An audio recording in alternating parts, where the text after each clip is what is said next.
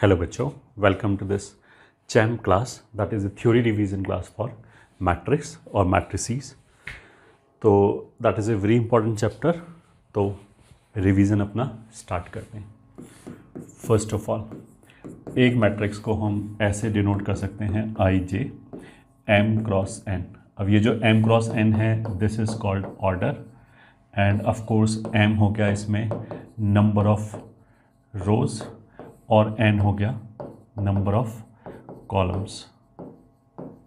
ये तो उसको शॉर्ट में लिखने का तरीका हो गया. अगर इसको हम पूरा ओपन करके लिखें तो ऐसे आ जाएगा A11, A12,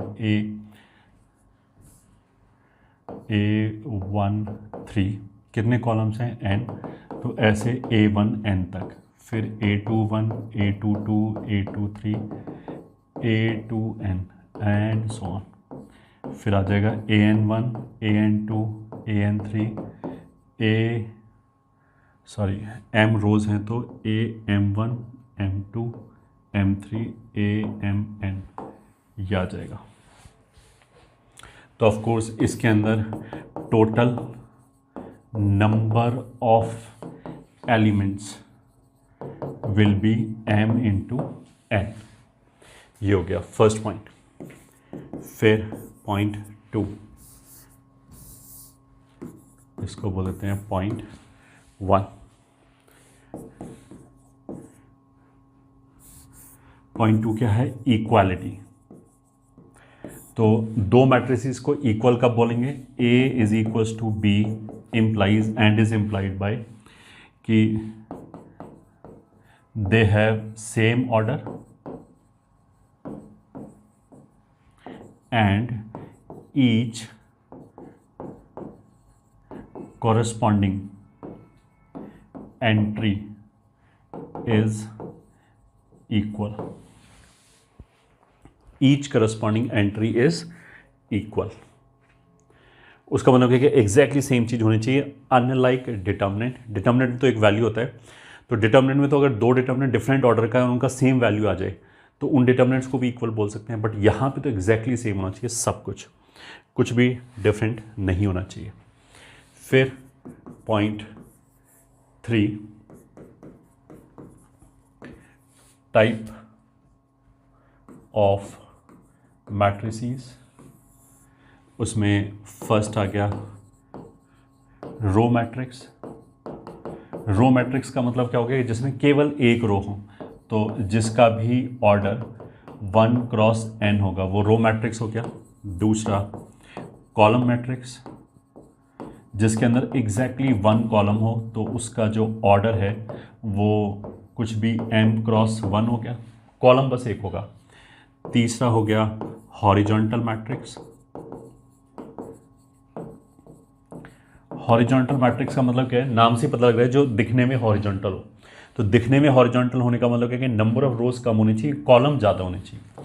तो अगर उसका ऑर्डर m क्रॉस n का है देन नंबर ऑफ कॉलम्स ज़्यादा होने चाहिए, m must be less than n. ऐसे हो गया. अब अगर हॉरिजॉन्टल आया है तो फिर वर्टिकल भी आएगा. वर्टिकल मैट्रिक्स का मतलब क्या है कि अगर उसका ऑर्डर m क्रॉस n है then m must be greater than n. ये हो गया. फिर फिफ्थ हो गया नल और जीरो मैट्रिक्स. इसको हम ऐसे डिनोट करते हैं नल मैट्रिक्स से, एंड इसके अंदर सारी एंट्रीज जीरो हैं. ये मतलब मैट्रिक्स वाला जीरो है, ये स्केलर वाला जीरो है, नंबर जीरो है. m क्रॉस n में कोई भी ऑर्डर हो सारी एंट्रीज जीरो हैं. ये ठीक है. तो नल मैट्रिक्स का मतलब क्या है? All entries are zero. ठीक है. फिर सिक्स्थ आ गया हमारा स्क्वायर मैट्रिक्स. स्क्वायर मैट्रिक्स का मतलब क्या हो गया कि नंबर ऑफ रोज बराबर नंबर ऑफ कॉलम्स.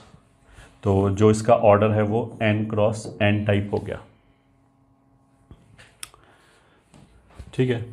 तो अगर एक स्क्वायर मैट्रिक्स कैपिटल ए है तो that will B Aij n cross n, number of rose and column बराबर हो गया।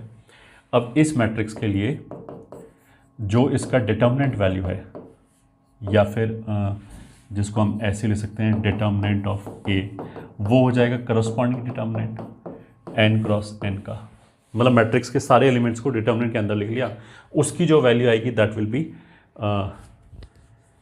Determinant value of A. अच्छा, मैट्रिक्स की अपनी कोई वैल्यू नहीं होती। अगर मैं बोलूँ इस मैट्रिक्स की वैल्यू क्या है, तो मैट्रिक्स की वैल्यू नहीं होती, उसके डिटर्मिनेंट की वैल्यू इज डिफाइंड। ये नोट 1 हो गया। Note 2, AIIs are called diagonal elements, ठीक है, जिसके लिए भी row number and column number बराबर होगा। तो ऐसे जो एलिमेंट आएंगे, जो भी ऐसे वाला, दोनों नहीं, केवल जो फॉरवर्ड वाला जो डायगोनल आएगा, ज्योमेट्रिक डायगोनल आएगा, उसको हम डायगोनल बोलेंगे। फिर note 3, AIJ and AJI are called conjugate elements, ठीक है। फिर note 4, then we define something called trace of square matrix A, और उसको हम ऐसे लिखते हैं trace of A that is nothing but all diagonal elements का समेशन, ये ठीक है, उसको हम बोलते हैं ट्रेस ऑफ द मैट्रिक्स।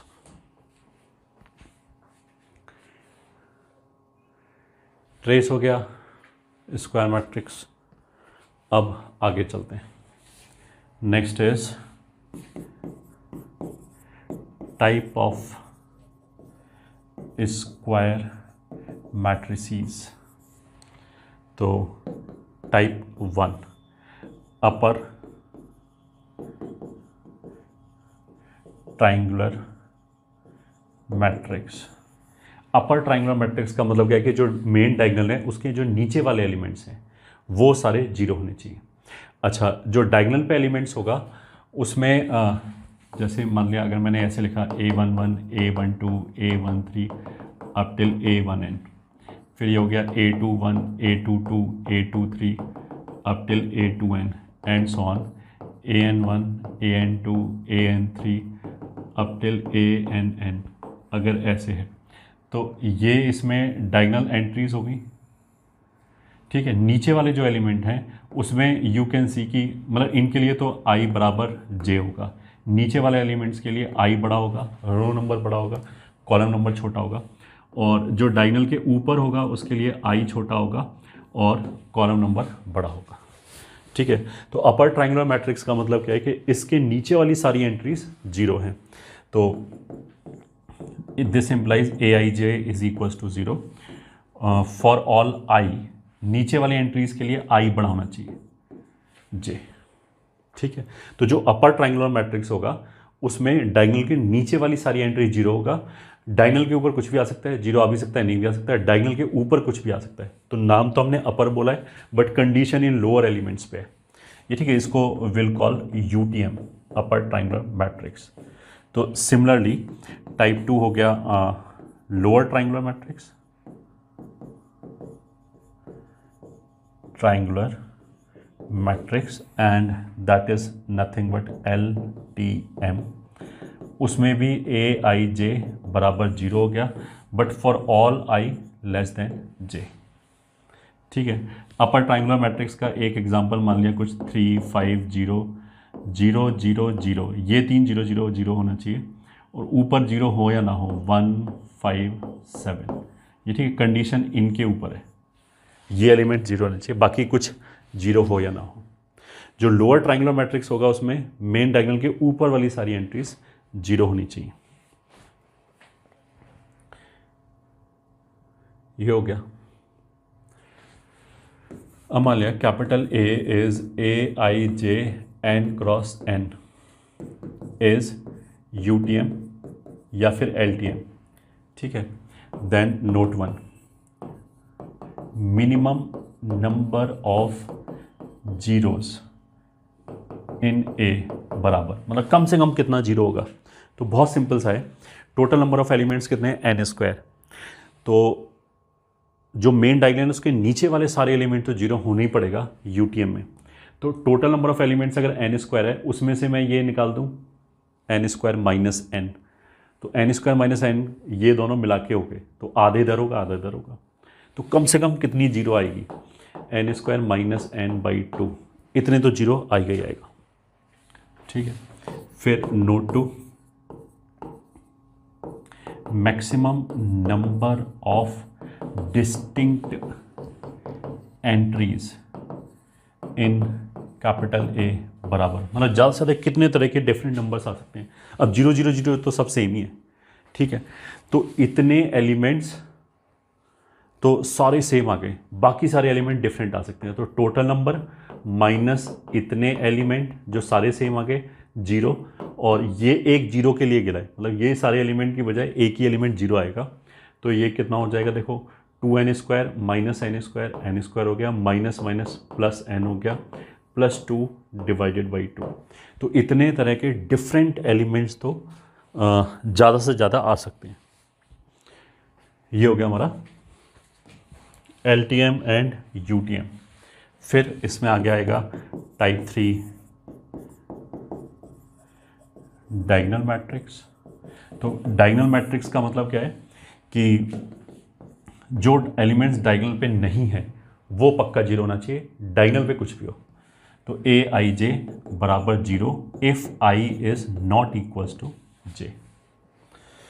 तो इसका एक एग्जांपल मतलब ऐसे हो गया A1 0 0 0 0, फिर 0 0 सारा 0, A2 A3 and so on, ये An हो गया, बाकी सब 0 0 0, ये सारे एलिमेंट 0 0 0। ठीक है, यहाँ पे भी 0, यहाँ पे भी 0। ठीक है, केवल डायगोनल पे ये एलिमेंट्स आएंगे। ठीक है, तो इसको हम शॉर्ट में ऐसे लिख सकते हैं, इतनी सारी 0 लिखने की बजाय आई can write down diagonal of A1 A2 A3 and so on up till An। ठीक है, मतलब बाकी सारी एंट्री तो 0 है ही, ये डायगोनल लिखने से तो मेरे को ये पता लग गया कि डायगोनल मैट्रिक्स है। तो अब इतनी सारी 0 लिखने की जरूरत नहीं है, अलग अलग मैट्रिक्स हमने लिया डायगोनल मैट्रिक्स, तो क्या चीज़ चेंज होगा, जो डायगोनल पे एलिमेंट्स हैं वो चेंज होंगे। तो बस हमने वही इन्फॉर्मेशन दी थी कि डायगोनल पे ही है, बाकी सब अपने आप भर लो 0 लिख लिख के। ये हो गया हमारा टाइप 3। अब आएगा टाइप 4 स्केलर मैट्रिक्स। ये ठीक है, स्केलर मैट्रिक्स बेसिकली क्या होता है, डायगोनल मैट्रिक्स ही होता है बट सारे डायगोनल एलिमेंट्स जिसके इक्वल हो जाएं। तो इसका मतलब क्या होगा, Aij बराबर 0 if I is not equals to 0 and Aii बराबर k फॉर सम k। ठीक है, तो स्केलर मैट्रिक्स मतलब इस तरह की चीज होगी कि k ये सारे एलिमेंट तो k हो गए और बाकी सब 0, ये 0 0 फिर 0, ऐसे करके ये हो गया हमारा स्केलर मैट्रिक्स। तो स्केलर मैट्रिक्स बेसिकली एक स्पेशल टाइप का डायगोनल मैट्रिक्स हो गया जिसमें एक पर्टिकुलर कंडीशन सेटिस्फाई हो रहा है। अब इसका भी स्पेशल केस क्या हो जाएगा, यूनिट मैट्रिक्स, ठीक है, और आइडेंटिटी मैट्रिक्स। ठीक है, ये एक स्केलर मैट्रिक्स है जिसमें सारे नंबर 1 हो जाए। तो इसमें बेसिकली क्या होगा कि Aij शुड बी 0 अगर I j के बराबर नहीं है, जो डायगोनल पे नहीं है वो 0, एंड Aii बराबर 1 if I is equal to j। तो जो nth ऑर्डर की मैट्रिक्स होगा उसको In से डिनोट करेंगे, ये 1 0 0 0, फिर 0 1 0 0, फिर 0 0 1 0 एंड सो ऑन, ये 0 लास्ट में जाके ये 1। ठीक है, तो I2 का मतलब क्या हो गया कि 2/2 की डायगोनल मैट्रिक्स, I3 का मतलब क्या हो गया 3/3 का, तो 1 1 1 0 0 0 0 0 0 एंड सो ऑन, ये हो गया। तो ये हमारा गया स्केलर सॉरी जो स्क्वायर मैट्रिक्स था उसके डिफरेंट टाइप्स, इतने तरह के मैट्रिसेस हो सकते हैं। अब आगे चलते हैं।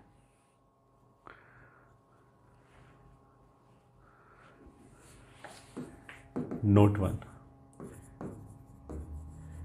Square matrix A is called singular if mod A बराबर 0 and non singular if mod A is not equals to 0.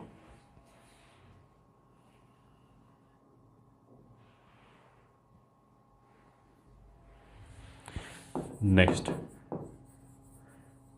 algebra of matrix, उसमें फर्स्ट हो गया सम। तो अगर एक मैट्रिक्स मान लिया लिखा हुआ है AIJ और दूसरा मैट्रिक्स लिखा है BIJ, ठीक है, तो पहली बार तो it can be added only when they have same order. मान लिया इसका ऑर्डर M, N है, इसका ऑर्डर P, Q है। For A + B to be defined matrices should have same order। उसका मतलब क्या है कि अगर इसको मैंने M × N लिखा है तो M बराबर P होना चाहिए एंड N बराबर Q होना चाहिए। तो जो A + B होगा उसका भी बेसिकली सेम ऑर्डर आ जाएगा और करस्पॉन्डिंग एलिमेंट्स ऐड हो जाएंगे। तो जो पहली मतलब दोनों का ऑर्डर सेम है तो A11 A और इसका B11 दोनों ऐड हो जाएगा and so on, simple summation हो जाएगा। अब इसको P × Q लिख दो, भले ही M × N लिख दो, सेम ही बात है अगर ऑर्डर सेम है तो। डिटर्मिनेंट में ऐसे एडिशन नहीं होता है, तो ये एक डिस्टिंक्ट चीज़ होगी, ठीक है। अब डिफरेंस का मतलब क्या है कि सारे एलिमेंट बीच में माइनस आ जाएगा और कुछ भी नहीं। अगर A - B लिखा, ठीक है, अगर मान लिया दोनों को सम कर सकते हैं, ठीक है, अगर दो मैट्रिक्स को सम कर सकते हैं तो उसका केवल एक कंडीशन है कि दोनों का ऑर्डर सेम होना चाहिए। और अगर ऐसा है तो हम ऐसे मैट्रिसेस को बोलते हैं कन्फॉर्मेबल फॉर एडिशन, मतलब जोड़ सकते हैं उसको। तो अब आ गया मल्टीप्लिकेशन विद स्केलर। तो अगर मान लिया K × A लिखा है और A मान लिया हमारा वही है AIJ M × N, तो दिस इम्प्लाइज K × A क्या होगा, each element will get multiplied with the number K। Again this is the difference, there is a difference between this and determinant. Determinant में अगर किसी नंबर से multiply करेंगे तो उसको एक रो या कॉलम में ले जा सकते हैं, यहाँ पे उसको हर रो में ले जा सकते हैं। ये तो हो गया हमारा एक स्केलर के साथ मल्टीप्लिकेशन। थर्ड, अगर दो मैट्रिसेस को मल्टीप्लाई करना है, मतलब AIJ और मान लिया ये M × N है और B मान लिया BIJ और ये मान लिया P × Q है, तो for AB to be defined N बराबर P होना चाहिए। ऑल्सो डिटर्मिनेंट में हम कैसे भी मल्टीप्लाई कर सकते हैं, row row row column column row column column, यहाँ पे केवल रो कॉलम वाइज ही मल्टीप्लाई कर सकते हैं। Also multiplication is done as row column, ठीक है।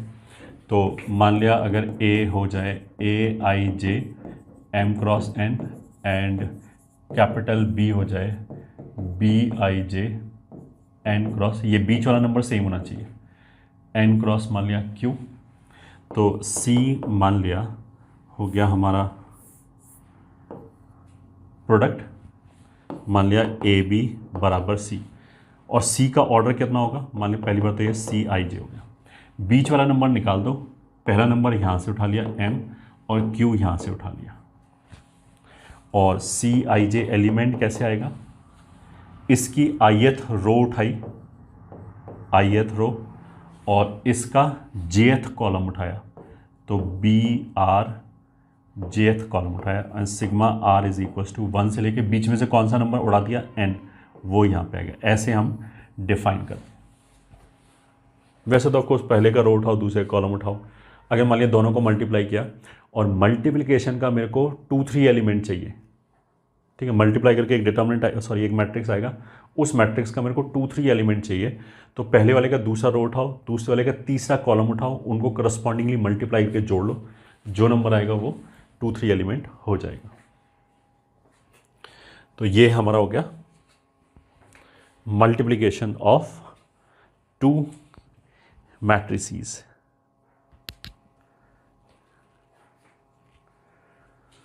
अब देखो points to remember. First, in general A B is not equals to B A. दूसरा, अगर ए टाइम्स के बी लिखा है तो ऑफ कोर्स के को बाहर निकाल सकते हैं।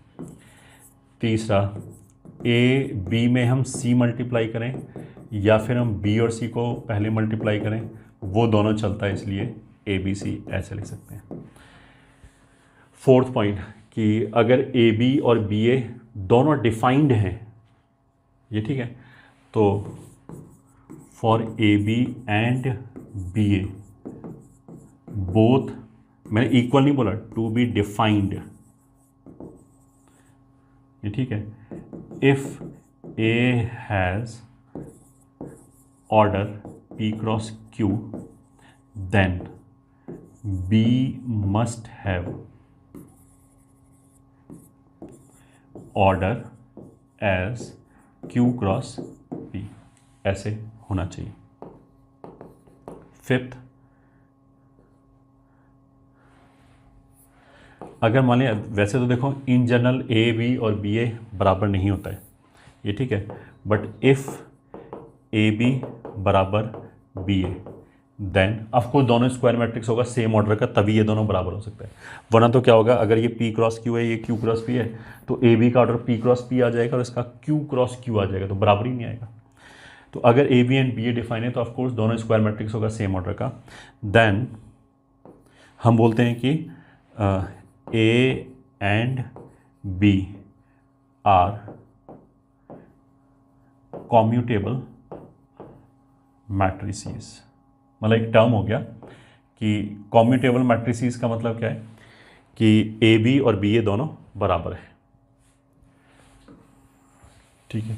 सिक्स्थ, अगर ए बी बराबर माइनस बी ए हो जाए then A comma B are called anti commutable बोल सकते हैं, या फिर हम बोल सकते हैं then A comma B anti commute, ये हो गया सेवेंथ पॉइंट, ठीक है। If A and B are square matrices of same order then, इसका फर्स्ट पार्ट ए बी का जो मॉड है उसको हम देखो, ए बी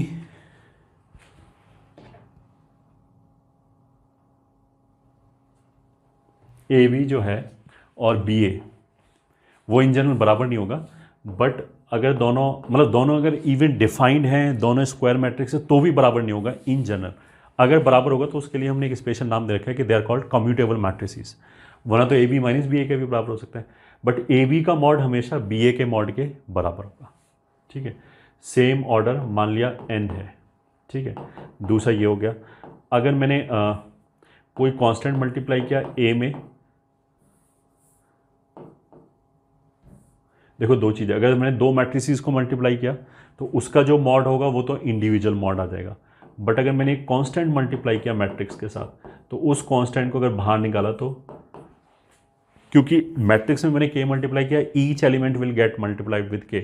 अब मैंने उसका डिटर्मिनेंट लिया तो डिटर्मिनेंट में तो हर रो में से एक k बाहर निकलेगा, तो अगर हर रो में से एक k बाहर निकलेगा तो ये हो जाएगा k raise to power n, ये एक हो गया, ठीक है। और फिर क्या हो जाएगा, eighth point, if A B and B A are defined then A B and B अगर दोनों डिफाइन है, भले ही उनका अलग अलग ऑर्डर हो। देखो ये जो हमने स्क्वायर मैट्रिक्स लिखा था वो तो 7th पॉइंट के लिए लिखा था, अब कोई स्क्वायर स्क्वायर की बात नहीं करें। अगर ए बी और बी ए दोनों डिफाइंड हैं, बस भले उनका ऑर्डर कुछ भी हो, तो उनका ट्रेस हमेशा इक्वल आएगा। मतलब ट्रेस ए बी बराबर ट्रेस बी ए। ठीक है, एक ये चीज़ हो गया। 9th, इफ़, अच्छा यही लिख देते हैं, ए और बी दोनों स्क्वायर मैट्रिक्स है, तो 3rd, trace A plus B will be trace A plus trace B. 4th, trace K times A will be K times trace A. ठीक है। 9th में हम ले सकते हैं trace I N will be N. ये ठीक है, अगर आइडेंटिटी मैट्रिक्स है तो सारे डायगोनल एलिमेंट 1 1 1 होंगे, तो n बार जोड़ोगे तो n आ जाएगा। 10th, trace of null matrix of course will be 0। ठीक है, ये प्रॉपर्टी एक बड़ी प्रॉपर्टी, मतलब ये ऐसे बहुत इंट्यूटिव नहीं है। ठीक है, इसको प्रूव करना पड़ेगा। प्रूव करते हैं, मतलब ये इतना आसान नहीं है कि हाँ हाँ ये तो हो ही जाएगा, ऐसे नहीं होगा। ये ट्रेस ए बी और ट्रेस बी ए बराबर होगा। ठीक है।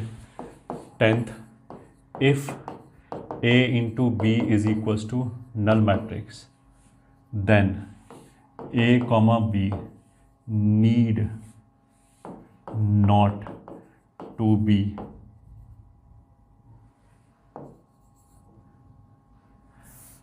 मतलब इसको ऐसे लिख सकते हैं, अगर मान लें दो मैट्रिसेस का प्रोडक्ट नल मैट्रिक्स है, दैट डज नॉट इम्प्लाई कि ए बराबर नल मैट्रिक्स और बी बराबर नल मैट्रिक्स, ऐसा कुछ नहीं। ऐसा भी हो सकता है कि ए और बी दोनों नल मैट्रिक्स हो जाए, सॉरी दोनों नॉन जीरो मैट्रिक्स हो जाएं, बट उनका प्रोडक्ट जीरो मैट्रिक्स आ जाए, ऐसा हो सकता है, नंबर की तरह नहीं है। 11, if A comma B are non zero matrices and A B बराबर null matrix then A comma B are called divisors of zero. ठीक है, अब ये बस एक टर्म है जो कभी IIT JEE तो मोस्ट वाली नहीं पूछा जाएगा। अगर दो मैट्रिक्स का प्रोडक्ट नल मैट्रिक्स है बट उनमें से कोई भी खुद नल मैट्रिक्स नहीं है, तो उनको हम डिवाइजर्स ऑफ जीरो बोलते हैं। 12, ए इंटू नल मैट्रिक्स बराबर null matrix of course. 13, null matrix into A बराबर नल मैट्रिक्स। 14th, ए इंटू आई अगर डिफाइंड ऑफ कोर्स तो ए। 15th, आई इंटू ए बराबर ए। ठीक है। 16th, ए प्लस नल मैट्रिक्स बराबर नल मैट्रिक्स प्लस ए बराबर ए। 17th, ए प्लस बी अगर डिफाइंड है तो वो बी प्लस ए के बराबर होगा। 18th, A times B plus C, ये डिस्ट्रीब्यूटिव प्रॉपर्टी फॉलो करेगा A B plus A C, but इसको हम कैजुअली बी ए नहीं लिख सकते, ए बी अलग चीज़ है, बी अलग चीज़ है, तो इसको डिस्ट्रीब्यूट कर सकते हैं, ए बी प्लस ए सी लिख सकते हैं, वो चल जाएगा। 19th, if A and B are N square matrices, ठीक है, इसका मतलब क्या है कि square matrix of N order है, square matrices and A B is equals to null matrix, then first part, if A is not null matrix then B will be a null matrix। अगर दो matrix का product null matrix है तो वैसे तो हमने यहाँ पे बोला था कि इन जनरल किसी को भी नल मैट्रिक्स होना जरूरी नहीं है, बट अगर मैं बोलूँ कि ए नल मैट्रिक्स नहीं है तो फिर दूसरे वाले को नल मैट्रिक्स होना पड़ेगा। क्यों होना पड़ेगा? बहुत सिंपल रीज़न है कि अगर ए नल मैट्रिक्स नहीं है तो इसका इन्वर्स एग्जिस्ट करेगा, सॉरी ए इज़ नॉट नहीं, mod A is not zero, मतलब अगर ए नॉन सिंगुलर है, अगर ये नॉन सिंगुलर है, पहले वाले का मॉड जीरो नहीं है, तो उसका इन्वर्स एग्जिस्ट करेगा। अगर इन्वर्स एग्जिस्ट करेगा तो दोनों तरफ हम ए इन्वर्स से मल्टीप्लाई कर सकते हैं। तो राइट हैंड साइड तो नल मैट्रिक्स रहेगा, left hand side A inverse ए पहले आई हो जाएगा, आई इंटू बी बी हो जाएगा, तो बी नल मैट्रिक्स हो गया ये। मतलब अगर इन दोनों का प्रोडक्ट नल मैट्रिक्स है और इन दोनों में से एक नॉन सिंगुलर है, तो फिर दूसरा नल मैट्रिक्स पक्का होगा। ठीक है, दूसरा, if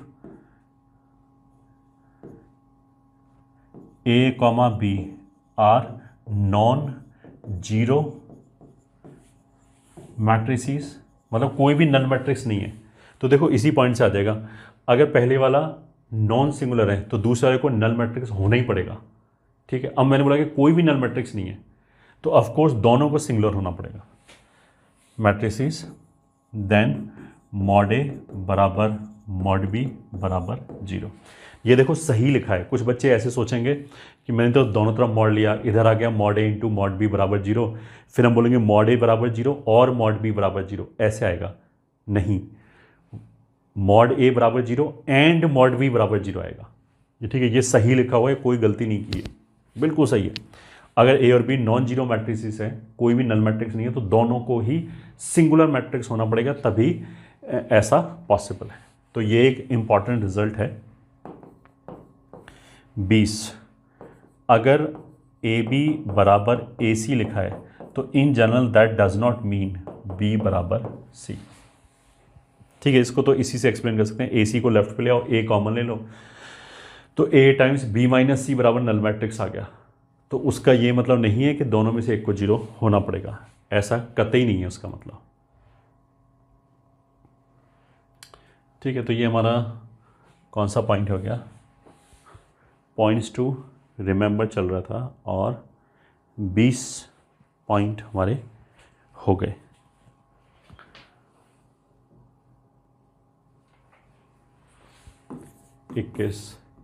if A is square matrix of order n, then first part, if mod a is not equals to 0, then there exist inverse of a denoted as a inverse such that A inverse into A बराबर A into A inverse बराबर आई, कि अगर कोई square matrix है और उसका mod zero नहीं है तो उसका इन्वर्स एग्जिस्ट करेगा। पहला चीज़ तो ये हो गया। ठीक है, 22 या यही बोल सकते हैं। Second, if mod A is not zero and A B बराबर ए सी, देन अगर देखो मॉड ए जीरो नहीं है और ए स्क्वायर मैट्रिक्स है, तो ऑफकोर्स इसका इन्वर्स एग्जिस्ट करेगा। तो ए बी बराबर ए सी लिखा है, तो मैंने क्या किया, दोनों तरफ ए इन्वर्स से प्री मल्टीप्लाई कर दिया। तो ए इन्वर्स ए आई हो जाएगा, आई बी बी हो जाएगा, इधर से सी आ जाएगा, तो बी बराबर सी आ जाएगा। तो उसका मतलब इफेक्टिवली हमने क्या किया कि दोनों तरफ से ए कैंसिल कर दिया। तो अगर ए इन्वर्स एग्जिस्ट करता है, उसका मतलब क्या है कि अगर ए स्क्वायर मैट्रिक्स है एंड नॉन सिंगुलर मैट्रिक्स है, तो हम दोनों तरफ से उसको कैंसिल कर सकते हैं। बट कैंसिल करने के लिए या तो दोनों जगह पहले ही होना चाहिए, और या फिर सॉरी नॉट जीरो है एंड, या फिर बाद में ही होना चाहिए। यहाँ पे दोनों जगह बाद में, तो इसको भी कैंसिल कर सकते हैं। देन बी बराबर सी, अगर पहले कैंसिल किया है तो it is called pre cancellation law, and this is called post cancellation law.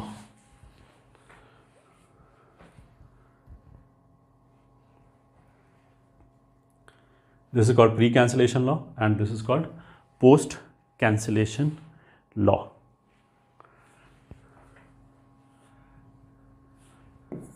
(22) If A, B are square n square matrices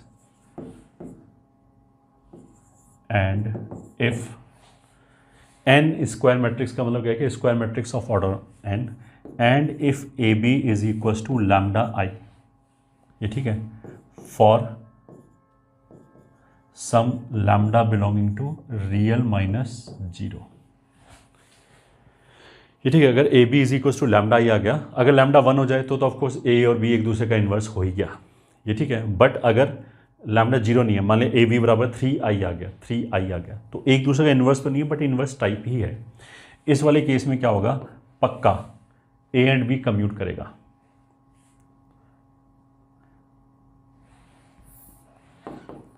then A comma B will be commutable matrices. कैसे, देखो अगर lambda I आ गया तो of course null matrix तो मतलब non singular तो हो नहीं सकता, वरना तो दोनों तरफ मॉड लेंगे तो लेफ्ट हैंड साइड पे 0 आ जाएगा और राइट हैंड साइड पे 0 आएगा ही नहीं। अगर नॉन सिंगुलर है, मान लिया ए मतलब दोनों ही नॉन सिंगुलर है, तो हम ए इनवर्स से दोनों तरफ मल्टीप्लाई किया, प्री मल्टीप्लाई, तो इसमें तो प्री और पोस्ट जैसा कुछ नहीं है, क्योंकि जो लैम्डा नंबर है वो तो बीच में से निकल जाएगा, आई इंटू ए इनवर्स आ जाएगा, इधर बी बचेगा। फिर दोनों को हम पोस्ट मल्टीप्लाई करें ए से, तो यही जो ए बी है वो बी ए में कन्वर्ट हो जाएगा और राइट हैंड साइड पे वापस लैम्डा आई आ जाएगा। तो उससे क्या होगा, ये हो जाएगा commutable matrices.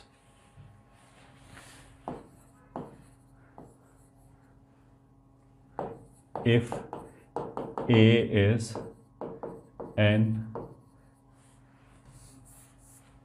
if A comma B are n square matrices, then n square matrices हैं, तो देखो A स्क्वायर का मतलब क्या हो जाएगा, ऑफ कोर्स A इंटू ए, दूसरा A क्यूब का मतलब क्या हो जाएगा, A इंटू ए, तीसरा if A is not null matrix then A raise to power 0 का मतलब कितना हो जाएगा, I, ठीक है।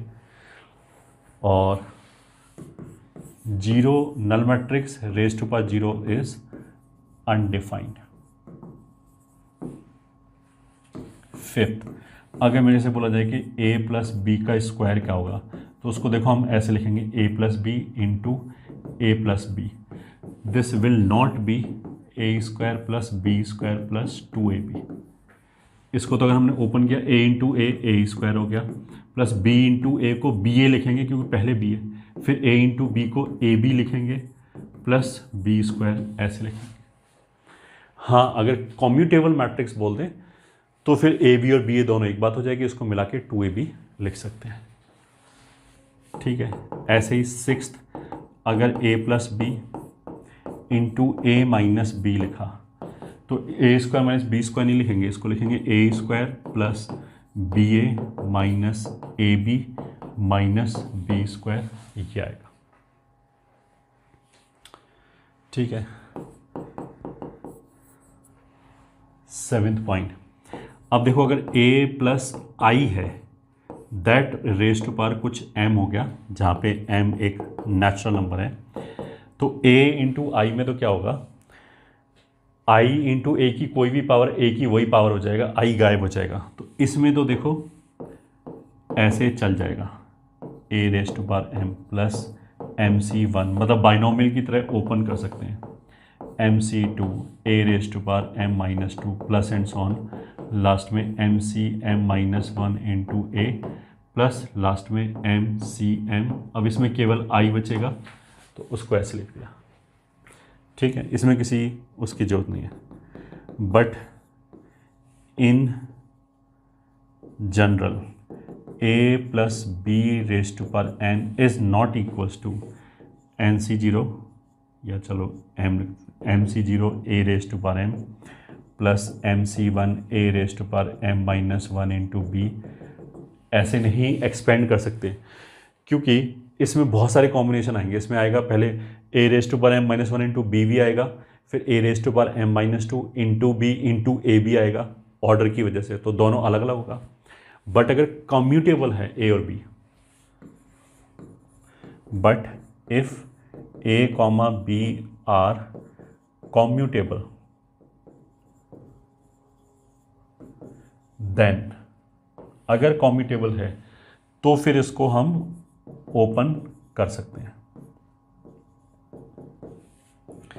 MC0 मतलब बाइनोमियल की तरह ओपन कर सकते हैं। MC1 into A raise to power m minus one into B plus MC2 into A raise to power m minus two into B square plus and so on MCM b raise to power m।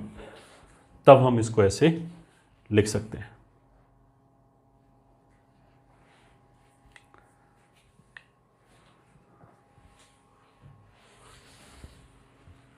ये कौन सा point था? 8th 9th point. A is set to satisfy polynomial equation fx is equals to 0 if f of capital A बराबर null matrix, that is if A satisfy an x raised to power n plus an minus 1 x raised to power n minus 1 plus and so on a1 x plus a not बराबर 0। ये कोई भी polynomial equation लिखा हुआ है और मान लिया हमने बोला कि मैट्रिक्स ए इसको सेटिस्फाई करता है, देन इन सबको मैट्रिक्स से रिप्लेस कर दें। A N into capital A raise to power N, A N minus one into capital A raise to power N minus one, फिर ये A one into A plus A naught. अब ये सब तो matrices हो जाएंगी सेम ऑर्डर की, और ये स्केलर हो जाएगा तो वो सही नहीं है, उसको आई लिखना पड़ेगा और राइट हैंड साइड पे ऐसे नल मैट्रिक्स लिखना पड़ेगा।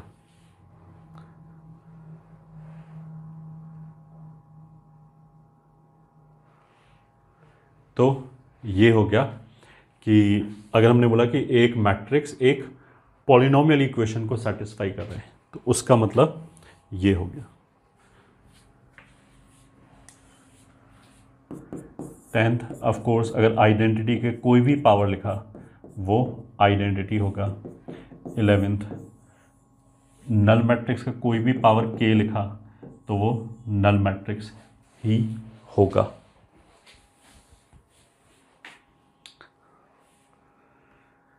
ये हमारा हो गया 23 पॉइंट्स के अंदर।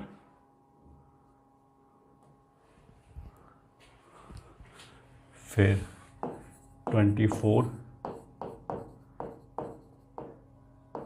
Classification of square matrix A. First classification 1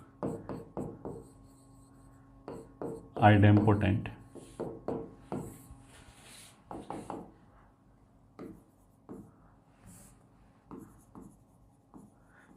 square matrix A is called idempotent if A square बराबर A, involutory if A square बराबर I, nilpotent if A raised to power k is equals to null matrix for some k belonging to natural number.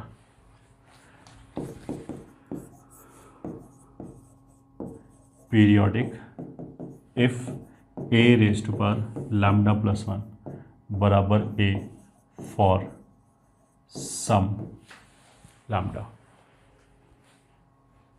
ठीक है, अगर idempotent होगा दोनों तरफ हमने mod लिया तो मॉड ए बराबर या तो 0 होगा या 1 होगा। ठीक है, इनवोल्यूटरी होगा तो मॉड ए बराबर प्लस माइनस 1 होगा। ऑफ कोर्स अगर निल पोटेंट होगा तो मॉड ए 0 ही होगा दोनों तरफ मॉड लेने पे।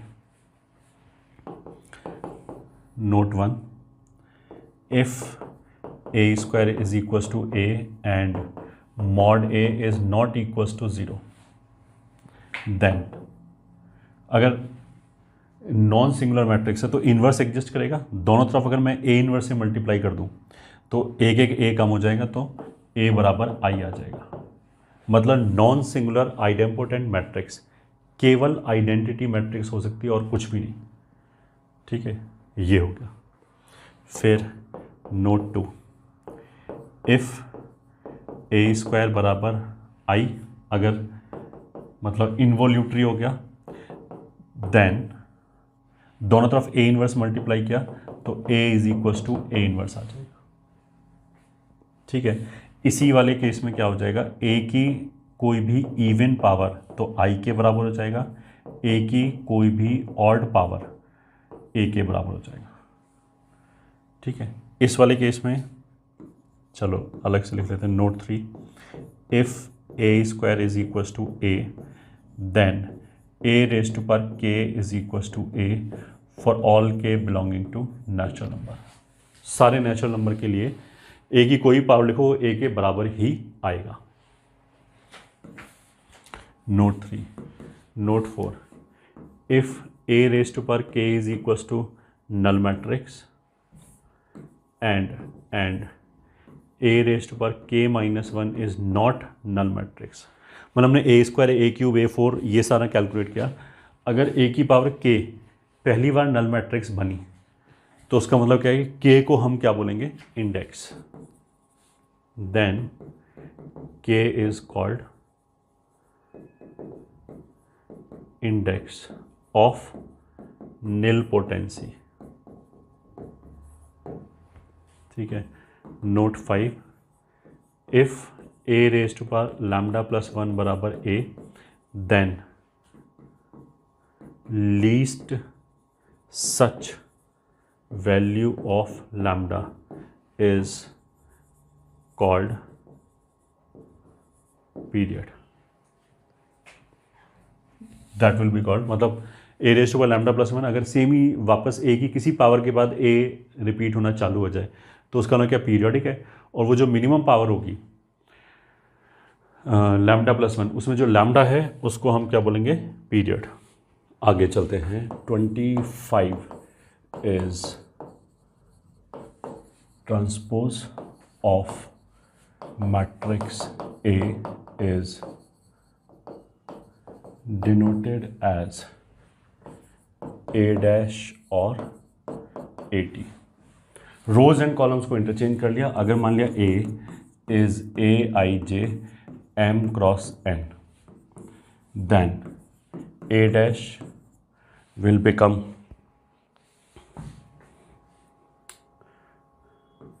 a j I n cross n।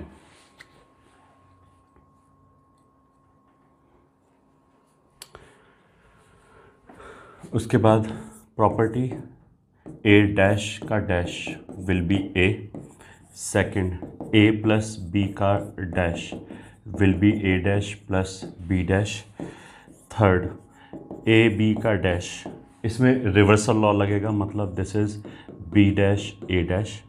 तो अगर मान लिया ए बी सी डी 4 हैं तो फिर D dash C dash B dash A dash ऐसे लगेगा।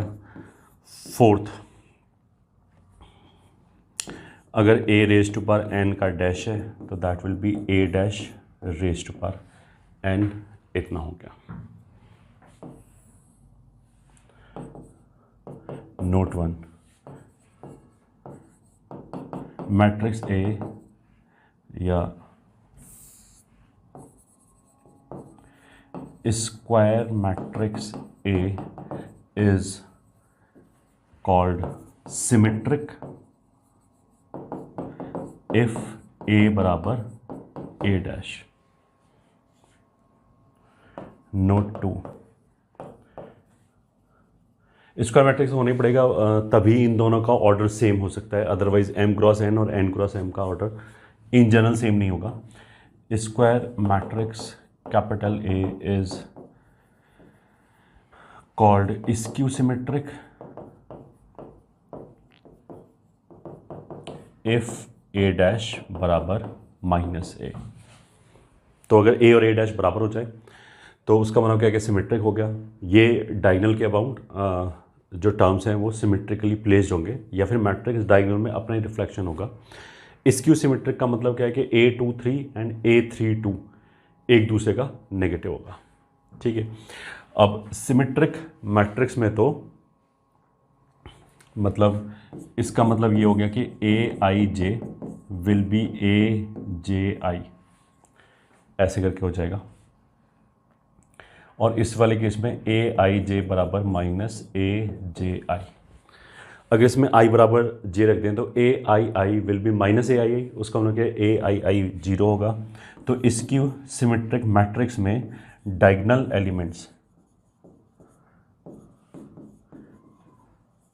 Elements will be zero. ये हो गया। ठीक है, नोट 3 क्या है कि कोई भी if A, B, if A, B are n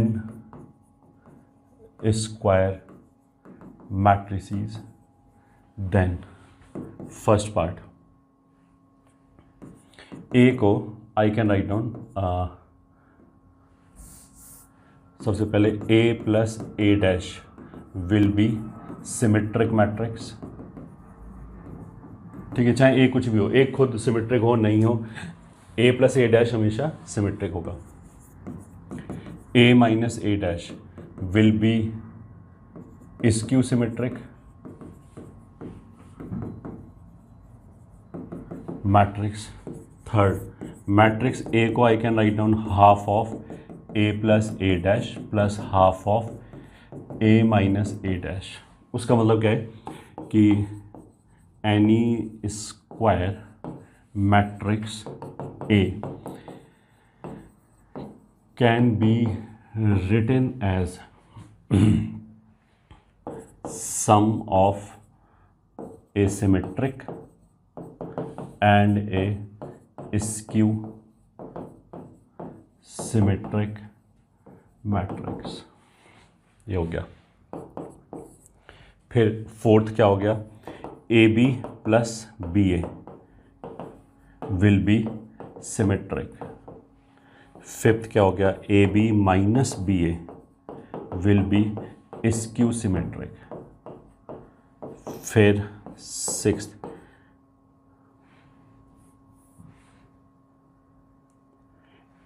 AB plus BA will be symmetric given A comma B are symmetric matrices, and this is given A comma B are symmetric matrices।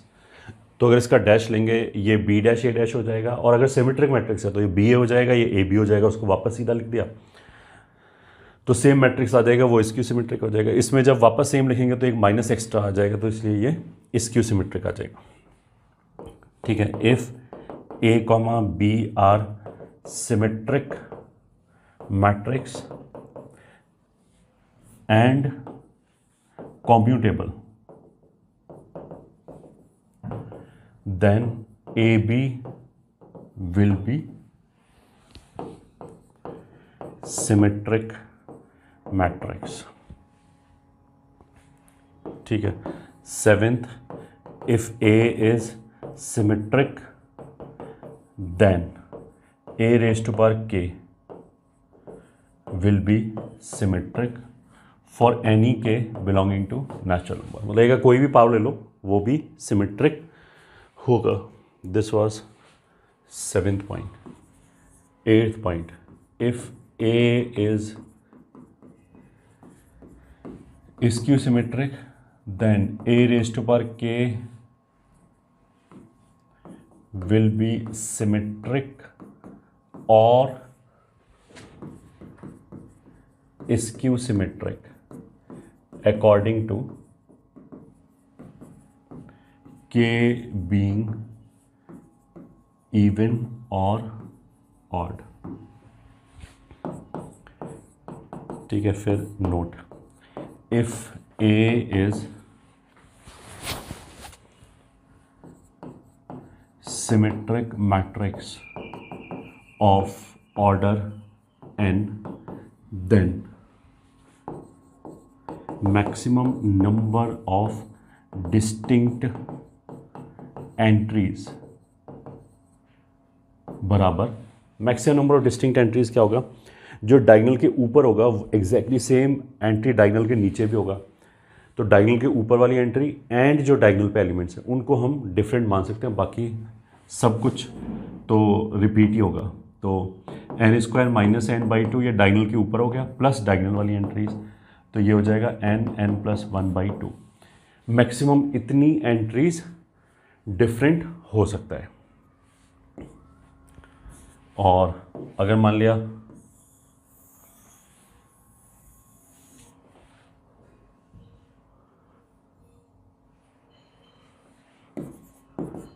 Note if A is skew symmetric matrix of order n, then maximum number of distinct entries. अब इसमें क्या होगा कि जो diagonal के ऊपर है, अगर हम मान लिया 5 लिखा है तो नीचे -5 लिखा होगा, तो वो दोनों तो डिस्टिंक्ट में काउंट होगा। तो ट्वाइस ऑफ दिस डायगोनल के ऊपर एंड डायगोनल के नीचे सेम होगा, बट स्क्यू सिमेट्री में क्या होगा, डायगोनल पे सारे 0 0 0 होगा, तो वो सारी एक जैसी एंट्रीज हैं, तो +1 ऐसे हो गया। तो ये 2 2 कैंसिल हो गया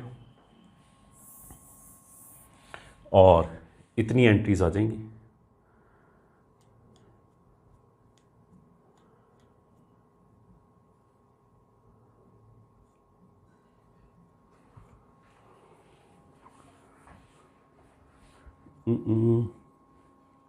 अच्छा, ये तो ऑफ डायगोनल की एंट्रीज होगी, और ये तो हो गया जो डायगोनल के ऊपर है एंड डायगोनल के नीचे, तो इसमें डायगोनल तो अभी आया ही नहीं, और डायगोनल की वजह से +1 और हो गया, तो this will B n² minus n +1, ये हो गया। फिर एक note, determinant value of odd order skew symmetric matrix will be 0। मतलब अगर कोई स्क्यू सिमेट्रिक मैट्रिक्स है ऑड ऑर्डर का, तो उसके डिटर्मिनेंट का वैल्यू पक्का 0 होगा। ये ठीक है, इवन ऑर्डर का है तो कुछ कह नहीं सकते, वो 0 हो भी सकता है, नहीं भी हो सकता। और स्क्यू सिमेट्री की बात चल रही, ठीक है, ये हो गया। अब आगे चलते हैं, orthogonal matrix. A is called orthogonal if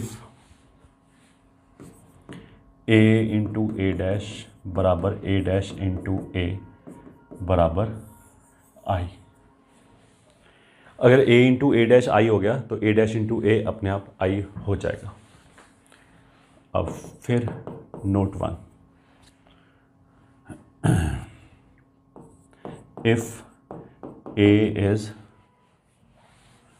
orthogonal matrix of order 3, then its rows or columns can be treated as components of 3 mutually perpendicular unit vectors। ठीक है, मतलब इसी वाली कंडीशन से अगर हम डिराइव करेंगे, दैट इज अगर मान लिया A ऐसे लिखा है A1 A2 A3 B1 B2 B3 C1 C2 C3, तो फिर इज ऑर्थोगोनल मैट्रिक्स। देन तो पक्की बात है, अगर हम ये वाली प्रॉपर्टी लगा के अगर सिंप्लीफाई करेंगे तो A1² plus A2² plus A3² will be 1, and ऐसे ही B1² plus B2² plus B3² will be 1, C1² plus C2² plus C3² will be 1, ये तो हो गया यूनिट वेक्टर। और म्यूचुअली परपेंडिकुलर का मतलब क्या है कि this dot this will be zero. तो a1 b1 plus a2 b2 plus a3 b3 will be zero.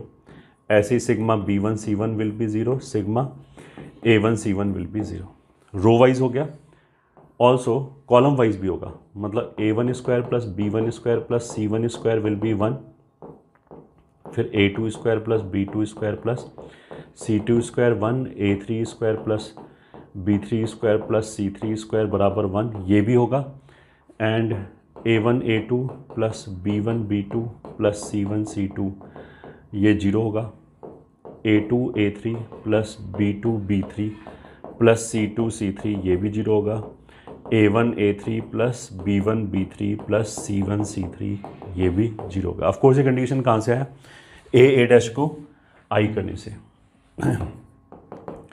अगर a मान लिया अल्फा बीटा गामा डेल्टा 2/2 का है, is orthogonal matrix, then alpha square plus beta square बराबर 1 बराबर gamma square plus delta square हो गया row wise, and alpha gamma plus beta delta बराबर जीरो होगा। ठीक है, column wise will also same thing happen, बराबर alpha square plus gamma square बराबर beta square plus delta square, and alpha beta plus gamma delta will also be zero. ये हो गया हमारा note 2। Note 3, if A is orthogonal matrix then A dash will also be orthogonal matrix। फिर note 4, I is an orthogonal matrix। Note 5, if A is orthogonal matrix then A raised to power k will also be orthogonal matrix। ठीक है, note 6, if A and B are orthogonal matrices of same order then AB will also be orthogonal matrix। अगर A orthogonal matrix है तो A dash देखो 1 हो गया, sorry I हो गया, B डैश I हो गया। अब मान लिया AB की बात करें तो AB इंटू AB का डैश वो हो जाएगा AB into B dash A dash. अब ये B dash A dash I हो गया, फिर A डैश बचा वो फिर I हो गया। तो ये इसका प्रूफ हो गया। So note 7, if A is orthogonal matrix then A dash बराबर I, दोनों तरफ मॉड लिया तो mod A into mod A dash बराबर 1 हो गया, तो A डैश का स्क्वायर 1 हो गया, दैट मीन्स मॉड A बराबर plus minus 1, this will B plus minus 1।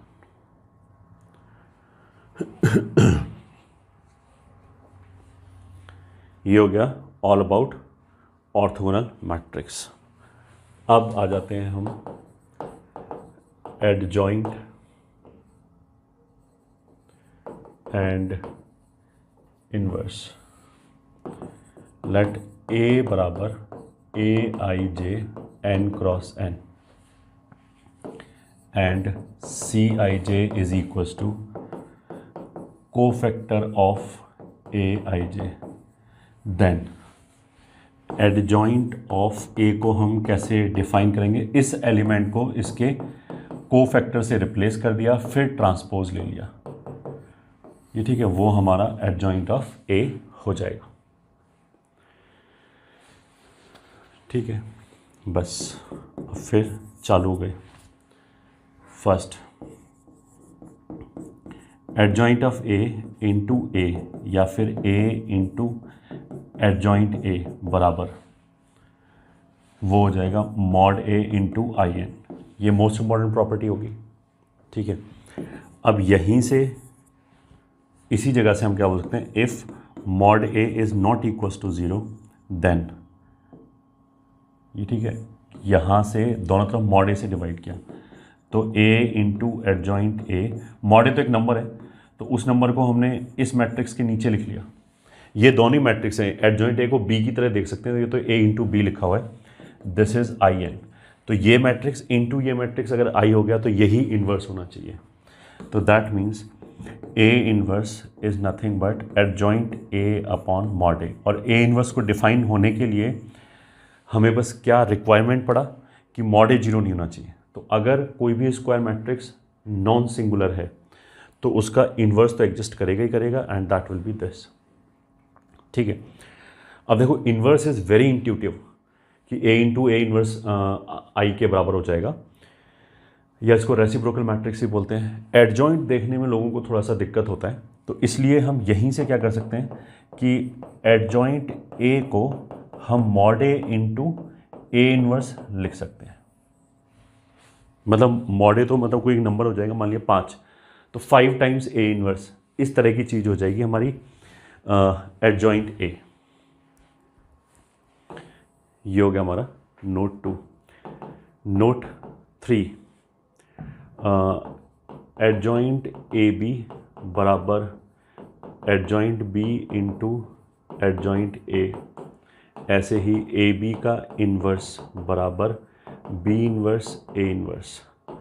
Note 4, अगर कोई भी, ये तो दोनों मैट्रिक्स लिखा है, ये स्केलर लिखा है, अगर के ए का इन्वर्स लिया तो वो बेसिकली के इन्वर्स ए इन्वर्स आ जाएगा। के इन्वर्स का यहाँ पे मतलब क्या होगा, ए इन्वर्स अपॉन के आ जाएगा।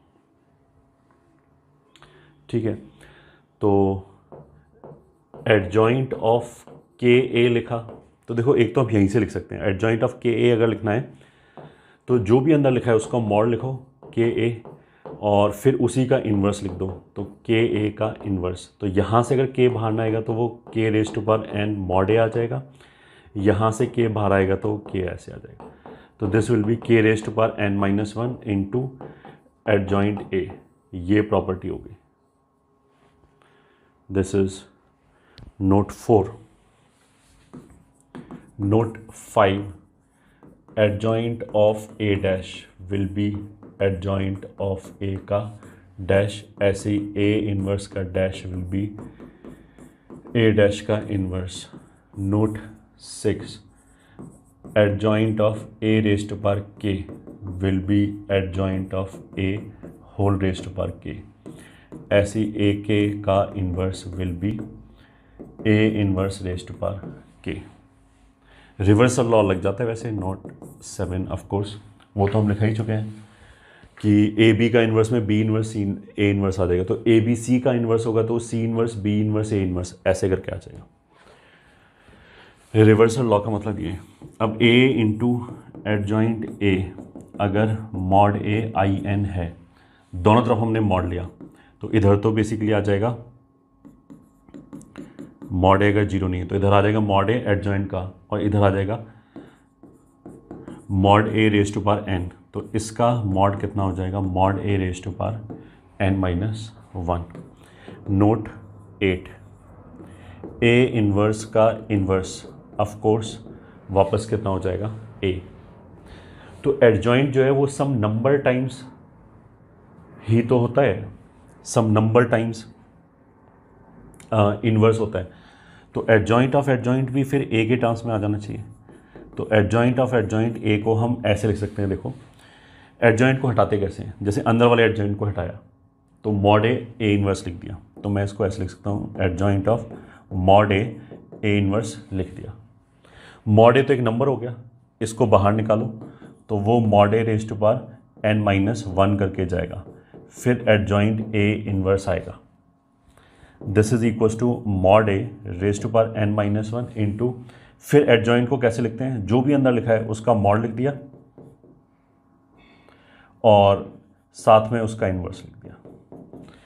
ए इन्वर्स का mod will be of course 1 upon A, तो ये हो जाएगा mod A raise to power N minus 2 into A. ये हो गया, तो adjoint of adjoint A mod A raise to power N minus 2 into A हो गया। नोट 9, ए इन्वर्स आई होता है, तो ए इन्वर्स का मॉड 1 अपॉन मॉड ए होता है। ठीक है, ये तो वैसे लिखने की जरूरत नहीं है। तो अगर 2 बार एडजॉइंट लिखा है तो वापस ऐसे आ गया। नोट 10। अब देखो एडजॉइंट ऑफ ए, अगर हमने क्या लिखा है mod A raise to power n minus 2 into A, दोनों तरफ मॉड ले लिया तो इसका मॉड कितना हो जाएगा, इसका भी मॉड ले लिया तो ये नंबर तो k हो गया, इसको बाहर निकालेंगे तो n टाइम्स आ जाएगा इंटू मॉड ए, तो ये हो गया n square minus 2n plus 1, तो वो तो हो जाएगा mod A raise to power n minus 1 का होल स्क्वायर, ऐसे लिख सकते हैं। तो अगर केवल मॉड लेने वाली बात है तो एडजॉइंट ऑफ मान लिया 3 बार लिखा है एडजॉइंट ऑफ ए, अगर केवल मॉड लेने वाली बात है। मॉड ऑफ एडजॉइंट क्या होता है कि एडजॉइंट के जो अंदर लिखा है ये, ठीक है, एक के अंदर अब 2 एडजॉइंट लिखे हैं, उसका पावर n माइनस 1 लिख दो, ठीक है। अब बाकी सब भूल जाओ। इस एडजॉइंट के हिसाब से अगर हमने इसका मॉड लिया तो जो भी इसके अंदर लिखा है एडजॉइंट ए, उसका पावर n माइनस 1, तो इसका पावर n माइनस 1, फिर एक और n माइनस 1 2 बार हो गया, फिर 3 बार हो जाएगा, ये हो जाएगा, ठीक है। This is note 10। फिर अगेन पॉइंट्स टू रिमेंबर 1, अगर कोई डायगोनल मैट्रिक्स लिखा है ऐसे a1 a2 up till an, तो इसका जो मॉड है दैट विल बी सीधा सीधा डायगोनल एलिमेंट्स का प्रोडक्ट, मतलब पाई ai इज इक्वल्स टू 1 से n तक।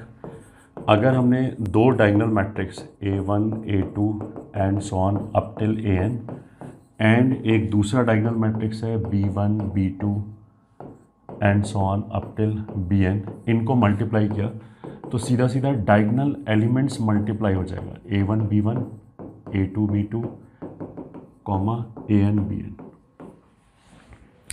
ये हो गया। अब इसी की वजह से हम ऐसे लिख सकते हैं a1 a2 and so on up till an की power k will B diagonal of a1 की पावर k, a2 की पावर k, a3 की power k and so on up till an की पावर k। और diagonal a1 a2 and so on up till an का inverse, of course कोई भी element zero नहीं होना चाहिए वरना तो मॉड जीरो हो जाएगा, मॉड जीरो होगा तो इन्वर्स आएगा ही नहीं। Will be diagonal of a1, मतलब ये 1/a1 लिखा है बेसिकली,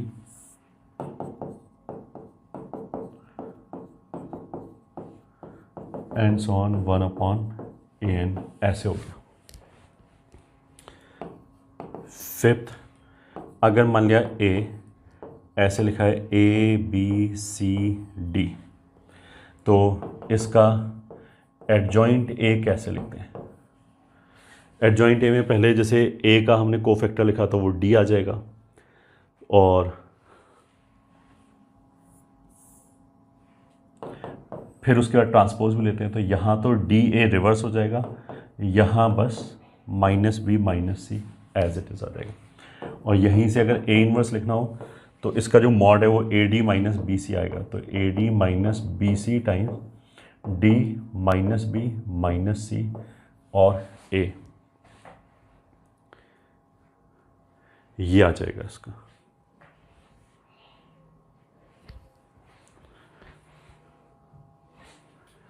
फिर नेक्स्ट आता है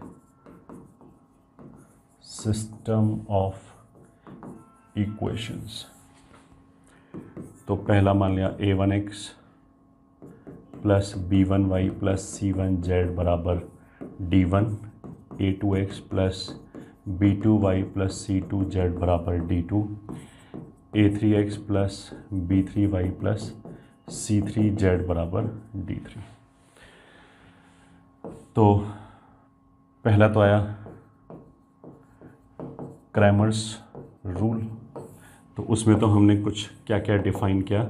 डिफाइन डेल्टा बराबर a1 b1 c1 a2 b2 c2 a3 b3 c3। Delta तो ये कोफिशिएंट वाला डिटर्मिनेंट हो गया। फिर पहले कॉलम को हटा के d1 d2 d3 लिख दिया, तो वो हमारा D1 D2 D3 और B1 B2 B3 C1 C2 C3। ऐसी डेल्टा 2 में पहला कॉलम A1 A2 A3 और तीसरा column C1 C2 C3 same रहेगा, इधर लिख लिया D1 D2 D3।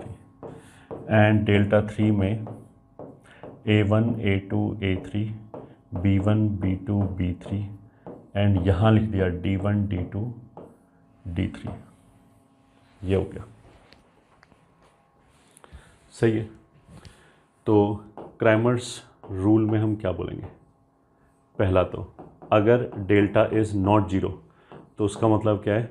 Unique solution हो गया। और वो सोल्यूशन कितना हो जाएगा? x बराबर डेल्टा 1 अपॉन डेल्टा, y बराबर delta 2 upon delta and z बराबर डेल्टा 3 अपॉन डेल्टा। ऐसे हो जाएगा। अब अगर हो गया डेल्टा इज इक्वल्स टू 0, फिर इसके अंदर 1 ऑफ डेल्टा 1 और डेल्टा 2 और डेल्टा 3 इज़ नॉट 0, तब तो सीधा सीधा क्या हो जाएगा? Inconsistent implies no solution. और तीसरे में डेल्टा 1 बराबर डेल्टा 2 बराबर डेल्टा 3 बराबर 0। अगर ऐसे हो जाए तो फिर हम क्या बोलेंगे? चेक। ये ठीक है। इसके बाद अगर ये delta 1 delta 2 delta 3 and delta चारों ही 0 हो जाए तो फिर इनफाइनाइट सोल्यूशन भी आ सकता है एंड नो सोल्यूशन भी आ सकता है। चेक आइदर नो सोल्यूशन और इनफाइनाइट सोल्यूशन। चेक कैसे करेंगे? देखो यहाँ पे तुम अंडरस्टैंडिंग के पॉइंट ऑफ व्यू से इसको हम मान सकते हैं 3 प्लेन दे रखे हैं। तो ये जो 3 प्लेन हैं, अगर वो इनफाइनाइट सोल्यूशंस आ रहे हैं तो उसका मतलब क्या है कि एक लाइन ऑफ इंटरसेक्शन आ रही होगी, या अगर तीनों ही इक्वेशन सेम हो जाए तो एक प्लेन ही आ जाएगा, प्लेन के ऊपर तो इनफाइनाइट सोल्यूशन आ जाएगा। तो या तो कोएक्सियल प्लेन्स होगा, मतलब जो P3 है वो P1 प्लस लैम्डा P2 की फॉर्म में आ जाएगा, या फिर ऐसा होगा 2 प्लेन कोइंसिडेंट हो गया और तीसरा उनको एक लाइन में इंटरसेक्ट कर रहे हैं। अगर तीनों में से कोई भी 2 प्लेन पैरेलल हो जाए, ठीक है, तो नो सोल्यूशन आ जाएगा। या फिर मान लिया इस तरह की सिचुएशन बन जाएगी, 2 प्लेन ऐसे इंटरसेक्ट करा, एक ये हो गया दूसरा ये हो गया, तीसरा प्लेन ऐसे आ जाए तो भी कोई, मतलब 2 प्लेन तो ऐसे हो गया और तीसरा हमने नीचे रख दिया, तो ऐसे करने में भी जो 3 प्लेन है उनका कोई भी कॉमन पॉइंट नहीं आएगा। ये सिचुएशन कैसे पता लगेगी? इसमें जो P3 है वो P1 प्लस लैम्डा P2 के फॉर्म में आ जाएगा। मतलब मैं अगर P1 को लैम्डा से मल्टीप्लाई करूँ, P2 को लैम्डा 2 से मल्टीप्लाई करूँ और x के कोफिशिएंट को और इसको P3 के बराबर कर दूँ, ठीक है, x के कोफिशिएंट को, y के कोफिशिएंट को और z के कोफिशिएंट को बराबर करोगे तो लैम्डा 1 लैम्डा 2 की वैल्यू निकल आएगी x और y के कोफिशिएंट से। उनको ले जाके अगर हम z में रखेंगे तो वो सेटिस्फाई हो जाएगा, बट कांस्टेंट हम गड़बड़ कर जाएगा। मतलब इट इज़ समथिंग लाइक कि अगर मान लिया ये P1 है और ये P2 है तो lambda 1 P1 plus lambda 2 P2 plus some constant आ जाएगा इस वाले प्लेन का इक्वेशन। अगर ये सम कांस्टेंट नहीं आता तब तो ऑफकोर्स तीनों कोएक्सियल प्लेन्स हो जाते, तब तो इनफाइनाइट सॉल्यूशंस आ जाएंगे। बट अगर मैंने इसको शिफ्ट कर दिया पैरेलली तो कांस्टेंट डिस्टर्ब कर दिया, तो इस तरह की सिचुएशन में भी नो सोल्यूशन आएगा। ये हो गया। अच्छा, यही जो सिस्टम ऑफ इक्वेशन लिखा है a1x plus b1y plus c1z बराबर डी आई एंड i बराबर 1 2 3। तो इसमें लेट a बराबर मैट्रिक्स मान लिया a1 b1 c1, a2 a3 b2 b3 c2 c3 और अननोन वेक्टर मान लिया x y z and b मान लिया d1 d2 d3। तो जो given set of equation, 3 equation लिखी हुई हैं, इसको हम मैट्रिक्स में ऐसे लिख सकते हैं ax बराबर b। तो अब आ गया हमारा मैट्रिक्स मेथड, ये ठीक है, इसको गॉस जॉर्डन मेथड भी बोलते हैं। तो अब इसमें आ जाओ, ax बराबर b में अगर होमोजीनियस है उसका मतलब क्या है कि अगर बी नल मैट्रिक्स है तो उसके अंदर फिर फर्दर 2 हो गए। अगर मॉड ए 0 हो जाए तो इनफाइनाइट सोल्यूशन, ये ठीक है। ट्रिवियल सोल्यूशन भी आएगा। ट्रिवियल सोल्यूशन का मतलब क्या है, एक्स बराबर वाई बराबर जेड बराबर 0। तो अगर ये D1 D2 D3 तीनों 0 हो जाए, बी 0 नल मैट्रिक्स होने का मतलब क्या, राइट हैंड साइड 0 हो गया, तो एक्स वाई जेड की वैल्यू जो 0 0 0 आएगी वो तो हमेशा ही सेटिस्फाई करेगा। ट्रिवियल प्लस नॉन ट्रिवियल दोनों सोल्यूशंस आएंगे, ठीक है। अगर मॉड ए 0 के बराबर नहीं है तो ओनली ट्रिवियल सोल्यूशन आएगा, दैट इज एक्स बराबर वाई बराबर जेड बराबर 0। एक तो ये हो गया, ठीक है। होमोजीनियस का मतलब कुछ भी नहीं, ये तीनों प्लेन ऑरिजिन से पास कर रहे हैं, तो ऑरिजिन तो पॉइंट ऑफ इंटरसेक्शन आ ही गया, वो तो श्योर बात है, उसी को हम ट्रिवियल सोल्यूशन बोल रहे हैं। उसके बाद अगर तीनों का लाइन ऑफ इंटरसेक्शन भी सेम हो जाए, तीनों कोएक्सियल प्लेन्स हो जाए, तो इनफाइनाइट सोल्यूशंस आ जाएगा, नहीं होगा तो ऐसे हो जाएगा। अगर नॉन होमोजीनियस है उसका मतलब क्या है कि अगर बी नल मैट्रिक्स नहीं है तो फिर इसमें अगर मॉड ए 0 नहीं है तब तो क्या आ जाएगा, यूनिक सॉल्यूशन।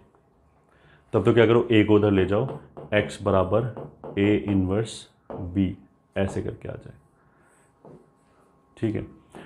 अगर मॉड ए 0 है, ठीक है, अगर मॉड ए 0 है तो फिर देखो अगर हमें प्रैक्टिकली करना होगा देन चेक, तो आइदर इनफाइनाइट सॉल्यूशंस और नो सॉल्यूशन, ठीक है। इसके अंदर भी हम अगर adjoint A into B null matrix ना आए, ठीक है, तो पक्की बात है नो सॉल्यूशन, ये ठीक है, इनकंसिस्टेंट बोलेंगे उसको। और अगर adjoint A into B null matrix आ जाए तो फिर वापस चेक करना पड़ेगा, फिर दोबारा इनफाइनाइट सॉल्यूशन। मतलब ये तो इसमें एक सब केस में ऐसे ही बता रहा हूँ क्योंकि क्वेश्चन में ये पूछा जा सकता है, इसको हम प्रैक्टिकली यूज़ नहीं करेंगे। बट अगर वो बोले कि adjoint A into B null matrix नहीं है तो क्या होगा, तो मैं बोलूँगा कि नहीं, नो सॉल्यूशन आएगा, पक्की बात है। अगर adjoint A into B null matrix हो जाए तो क्या होगा, कुछ भी हो सकता है, वो फिर इनफाइनाइट और नो सॉल्यूशन आ सकता है। तो इसीलिए adjoint A into B check करने की जरूरत ही नहीं, क्योंकि वो भी इनकंक्लूसिव रहेगा। ये हो गया। अब ये देखो, वैसे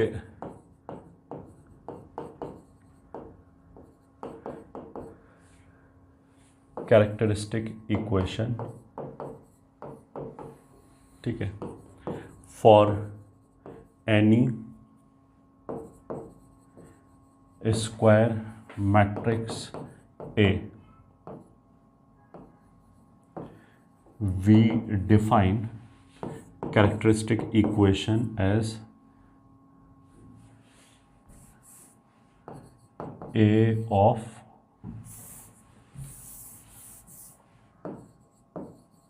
order n. We define characteristic equation as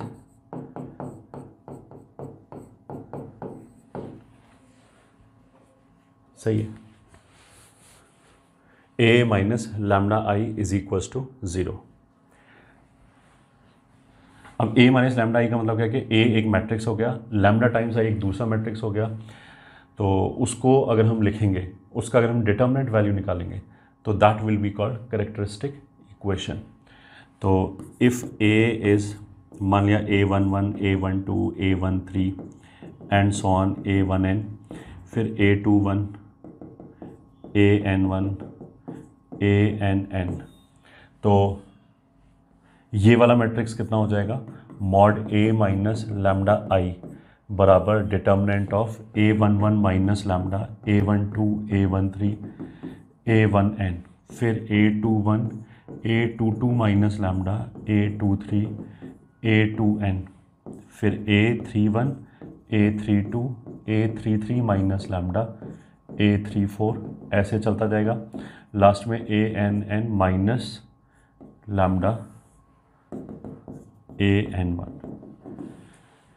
ठीक है, अगर इसको हमने मान लिया सिंप्लीफाई किया तो ऐसे एक इक्वेशन आ जाएगा, दिस बराबर जीरो तो दिस बराबर जीरो। इसको अगर हमने सिंप्लीफाई किया तो AN lambda raise to power n plus AN minus 1 lambda raise to power n minus 1 AN minus 2 into lambda raise to power n minus 2 plus A1 lambda plus A0 बराबर zero. ये हो गया characteristic equation, और इसका जो left hand side है that is called characteristic polynomial of A. ठीक है, अब इसमें हमारे लिए थोड़ा बहुत काम की बात क्या आ सकती है, ट्रेस ए बराबर sum of roots which is minus AN minus 1 upon AN, and mod A will B